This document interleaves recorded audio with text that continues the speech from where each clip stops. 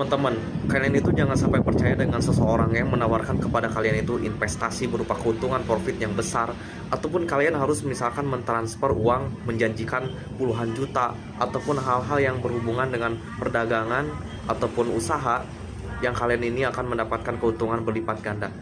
Yang sudah jelas teman-teman, realistis lah, pikirkan pakai logika bahwa mencari uang itu perlu yang namanya perjuangan, kerja keras, dan cara yang baik. Karena yang namanya judi online itu tetap haram. Jangan sampai kita tertipu. Meskipun sekarang ini banyak platform media sosial menawarkan pekerjaan, tetapi jangan sampai kita tergiur dengan investasi-investasi yang benar-benar merugikan kita sendiri. Karena sebagian ijma ulama pernah berkata bahwa, ataupun para ulama sepakat bahwa judi online, taruhan itu adalah sesuatu hal yang haram di dalam agama. Baik dia menimbulkan perselisihan, permusuhan, ataupun berhutang yang banyak bagi keluarga dan menimbulkan salah satu pintu-pintu dosa yang lain.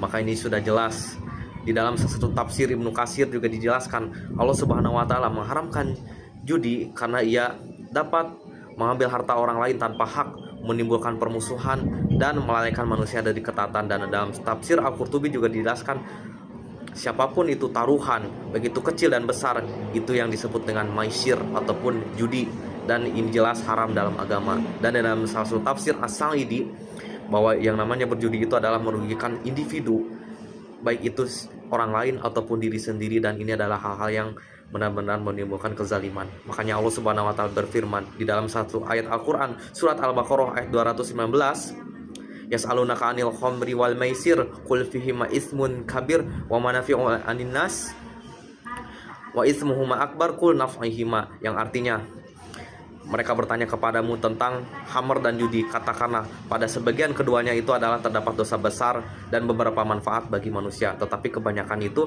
lebih besar dosanya ketimbang manfaatnya. Jadi sudah jelas meskipun banyak manfaat, tetapi itu hanyalah kenikmatan sementara yang menyebabkan kita rugi.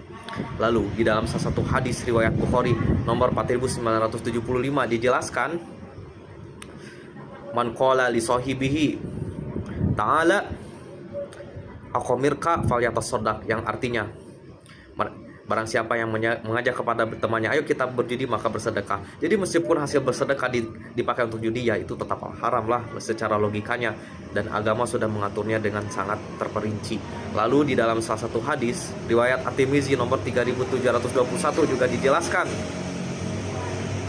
innallaha harrama syai'an harrama tsamana, jika Allah mengharamkan sesuatu maka dianggap sesuatu itu meskipun uang adalah haram. Ini yang harus kita